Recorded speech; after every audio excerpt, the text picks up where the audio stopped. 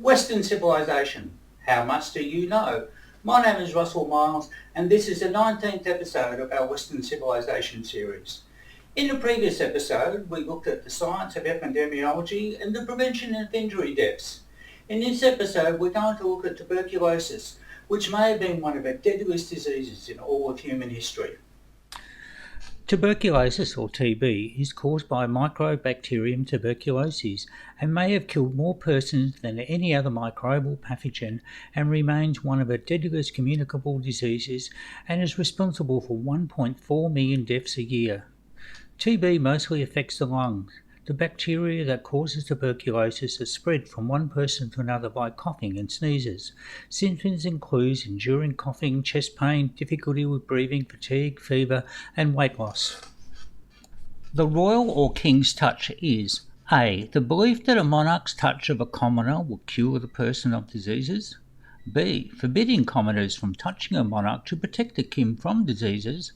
C. The power of a monarch to cure diseases demonstrated the legitimacy of their reign. D. The name given to the linen used to clean a monarch after defecating. The genus Mycobacterium may have originated more than 150 million years ago. Tuberculosis is latent in 1/4 of the world's population and can turn active if not treated. Persons with compromised immune systems, such as people living with HIV, malnutrition, diabetes or alcohol and other drug abuse, have a higher risk of falling ill. Crowded and unsanitary living conditions increase the risk of infection. Increased levels of air pollution, which produce inflammation of the airways, increase susceptibility to the pathogen too. Tuberculosis has been known by various names throughout history. The Greek name for tuberculosis was typhus, meaning wasting of the body. In the Middle Ages, it was noted that a symptom of tuberculosis was swelling of the lymph nodes of the neck and referred to as scrofula. Hippocrates used the name consumption, and this was the common name from the 17th century. White plague was another name due to the pale appearance of those afflicted.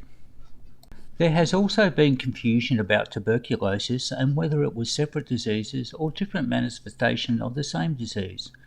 One of the causes of scrofula was said to be sexual excess, but this has nothing to do with the disease. The advent of HIV/AIDS was also often linked to tuberculosis. During the Middle Ages, European monarchs undertook the practice of laying on of hands or royal touch for those afflicted with tuberculosis-like disease.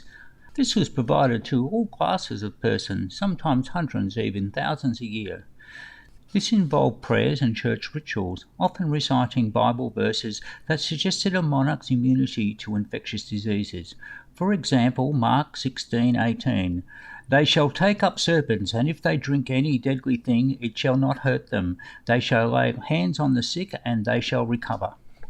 The Middle Ages often saw violent regal succession. Post-Charlemagne civil wars, Kievan succession crisis of the 10th century, the Investiture controversy of the 12th century, War of the Roses, Portuguese succession crisis of 1580, etc. A public declaration of God's favour of a realm was propaganda in such struggles. The participants would return home with tales of cure, which might be no more than a remission.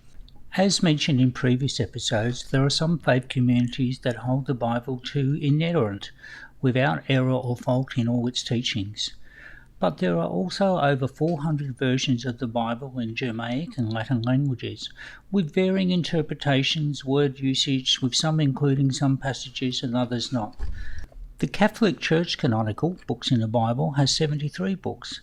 Protestants generally number 66, and other denominations having 80 books, with the Ethiopian Orthodox Church having 81. My father gave my former wife Rosemary and I a copy of the Good News version of the Bible when we married. The last chapter of the Gospel of Mark has the varying endings, with a note that some manuscripts and ancient translations do not have this ending. The esteemed Scottish theologian William Barclay, and a favourite of my father, notes in its original form it stops at Mark 16:8. But the Gospel cannot have meant to stop at Mark 16:8.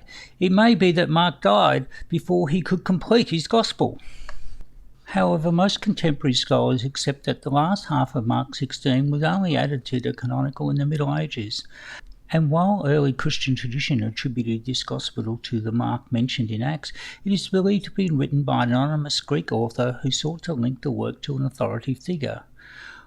Were the additional lines in Mark added to draw on the Gospels to affirm the legitimacy of the reign? Queen Anne was the last British ruler to engage in the practice of royal touch. In the 1800s, death rates for TB in London, Stockholm and Hamburg approached 1,000 for every 100,000 persons a year.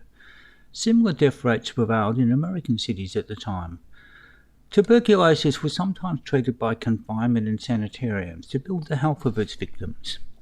Then let us join in a cordial hail to the coming centuries, to the time when zoonotic diseases have become almost traditional, when life shall be prolonged and the enjoyment of health and immunity from suffering shall be almost universal through the advances in preventative medicine and the prevalence and observation of national sanitary regulations. Herman Biggs, American physician, 1859 to 1923. In 1889, Herman Biggs convinced New York officials to require reporting of tuberculosis cases by care providers. While the general public and the medical profession resisted this move, this was the beginning of the steady reduction of TB and other infectious diseases as a major cause of death in Western cities and then the world.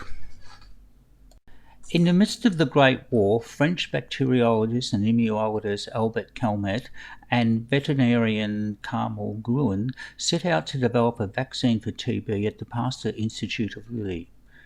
In 1921, an infant whose mother was dying of pulmonary tuberculosis was given a trial vaccine and survived. The vaccine became readily accepted in much of Europe, although it was not widely used in Britain until 1928, when Calmet published a paper in the British Journal of Tuberculosis arguing for its use.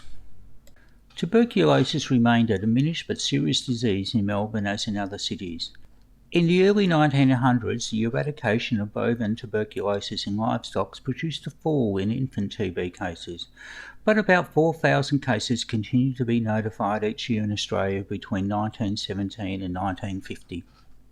The discovery of para-aminosalicylic acid by Jordan Lehmann in 1943 and of thiosemicarbazone by Gerard Damanik during wartime Germany and accumulating in 1945 yielded the first therapeutic agent with efficiency in the treatment of tuberculosis. In 1895, German physicist Wilhelm Röntgen detected electromagnetic radiation in a wavelength range known as X-rays, for which he earned the first Nobel Prize in Physics in 1901. X-rays were capable of penetrating materials not normally translucent to ordinary light. A dental radiograph was taken only 14 days after Röntgen's paper was published. Mobile X-ray units were used with field hospitals in the Greco-Turkish War of 1897. X-rays were also soon used to treat cancer. Within a year in Vienna, a 5-year-old girl with a hairy beauty mark underwent X-ray treatment for 2 hours per day. After 12 days, the hair began to fall out, but her back became horribly inflamed. Safety-lead aprons and gloves, along with limited exposure, were soon required, although excessive use of X-rays continued to the 1950s. An early use of X-rays was to look for evidence of tuberculosis in a person's lungs.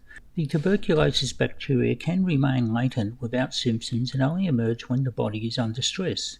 If the bacteria can be detected, it can be treated to preclude ill health and the risk of spreading infection. In 1925, an Australian Royal Commission on Health recommended that a campaign to prevent the spread of TB. This soon saw a grant to develop radiography for TB detection for use in large-scale health screening. Chest X-rays had been used to screen recruits in World War II for TB. The Tuberculosis Act was passed in 1945. Following the resolution of constitutional issues, hitherto public health had been primarily a state responsibility, there was provision for free diagnostic chest X-rays which would lead to further testing in hospitals and treatment. The Australian X-ray screening program ran between 1948 and 1976. Then, with the growing use of antibiotics seeing a marked decrease in the prevalence of TB, the age standardised death rate for TB in Australia dropped from 108.5 per 100,000 population in 1907 to 0.3 in 2000.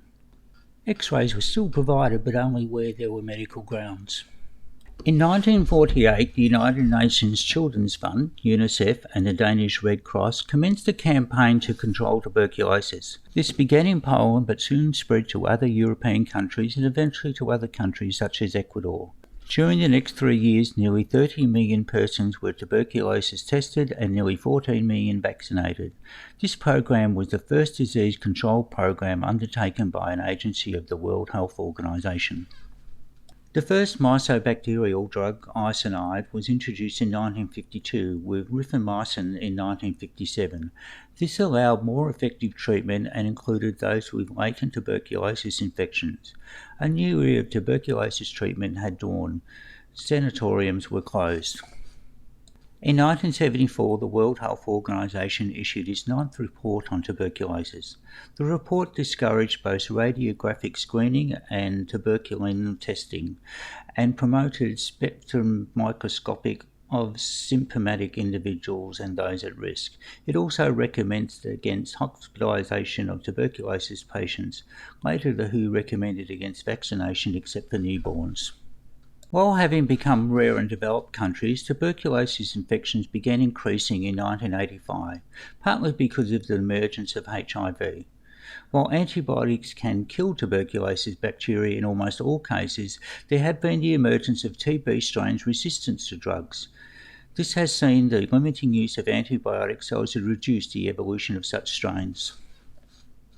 Our next podcast will look at human immunodeficiency virus, HIV/AIDS, acquired immune deficiency syndrome, which has caused 32 million deaths around the world. If you like this channel, please subscribe and check like. Let me know what you think in the comments below.